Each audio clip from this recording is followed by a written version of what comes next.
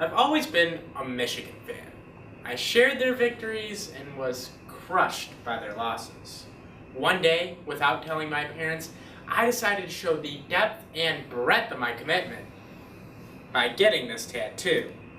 My mom was horrified. She thought that this little tat would eventually lead to this, and I would be branded a criminal or maybe even a derelict. I think she was overreacting. Today, some people think that getting a tattoo is no more radical than a girl getting her ears pierced.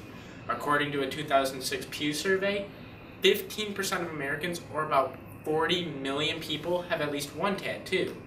That percentage jumps to 40 for those between the ages of 26 and 40.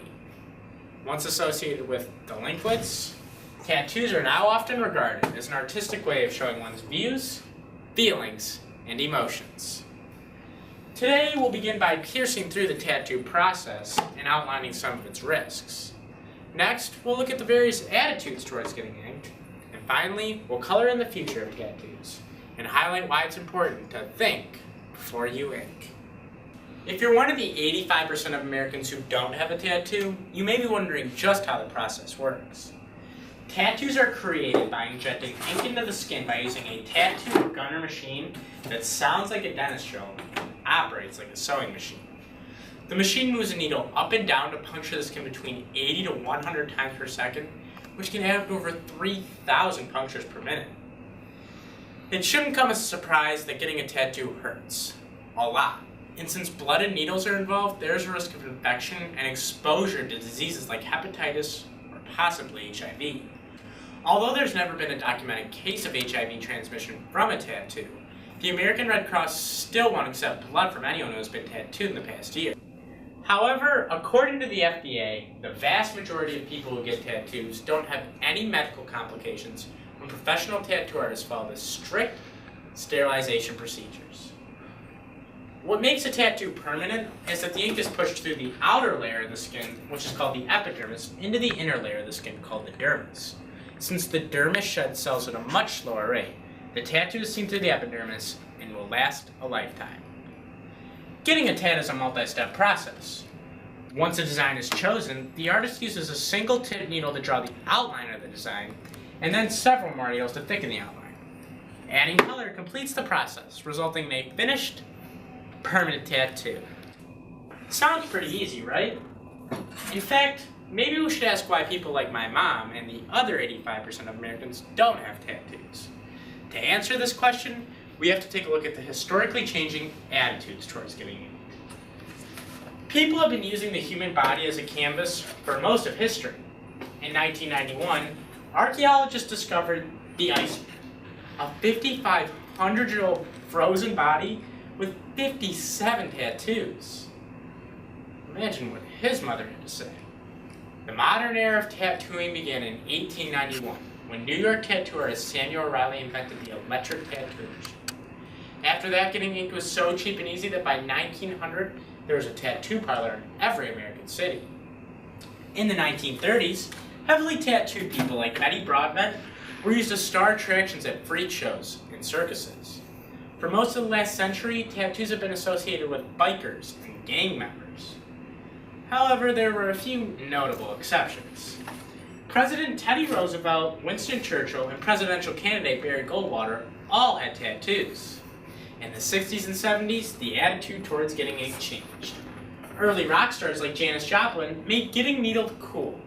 In the decades that followed, tattooing became more commonplace amongst musicians like Eminem and athletes like Kobe Bryant. Even clean-cut Justin Bieber and Carolyn Kennedy have tattoos. If there was ever any question that tattooing isn't mainstream, it was put to rest in 2007, when Mattel released Totally Tattooed Barbie, complete with 20 tattoos and her very own tattoo gun. Despite the growing popularity of tattoos, people, like my mom, still don't like them. In 2008, Harris Interactive surveyed people without tattoos and found that 54% of them believed that people with tattoos were unhealthy or less intelligent. Even people who decide to get tattoos often regret them. According to Denise Long, author of Before You Tattoo, Approximately 50% of people who get a tattoo have them removed within a 5-year period. This phenomenon is called tattoo regret and can easily be avoided in one of two ways. Don't get inked in the first place, or think long and hard about what tattoo to get. The selection of a tattoo is as personal as deciding who to marry, and could be around a lot longer. Drawings of tattoo designs are called flash. Studios display thousands of flash on their walls, or in books like this one. Or you could decide to design your own tattoo. If you want to get a tattoo with letters or words, be careful. Getting inked doesn't come with spell check. Then there's the ever popular tattoo of your significant other's name or picture. This can be seen as the ultimate symbol of love and devotion, but can be a big mistake. Consider these 3 examples. Lasers removed Angelina Jolie's Billy Bob tattoo and Tom Arnold's portrait of Roseanne. Johnny Depp found laser removal so painful that he had to stop and have his Winona Forever tattoo changed to Wino Forever. Also try to stay away from those tattoos with cute sayings such as Foxy Mama or Sex Machine, which may not seem so cute once you have kids. Remember, everyone gets older, and even if you thought this guy looked good at 30, it's hard to say that 40 years later, when he looks like this. Keep in mind that no matter what tattoo you get, it can take 7 to 15 painful laser treatments to remove a tattoo. And even then, it doesn't always work. But this may all be changing. In 2007, a new company called Freedom 2, which was founded by scientists from both Duke and Harvard, released a new line of tattoo inks that are permanent, but also removable. Freedom 2 inks are made with all natural pigments and are stored in biocompatible transparent beads that are injected into the dermis just like regular ink. When exposed to a single laser treatment, the beads break, where the ink is pushed into the body and easily and harmlessly absorbed. Tattoo purists oppose this ink because the whole point of tattoos are their permanence. To them, using Freedom 2 is like planning a divorce before the wedding. But for people like my mom, it may be the only way she could ever come to terms with one of her kids getting a tattoo.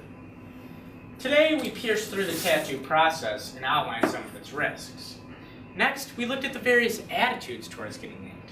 And finally, we colored in the future of tattoos and highlighted why it's important to think before you ink. Even though the Smithsonian Magazine describes the current interest in inking as a tattoo renaissance, the decision to get a tattoo is still controversial. As for me, this little tattoo did turn out to be a problem. Not because my mom freaked out, but in December, I found out I got deferred from Michigan. Luckily, the tattoo's only temporary, which can easily be replaced with the logo of my new favorite team, the Spartans.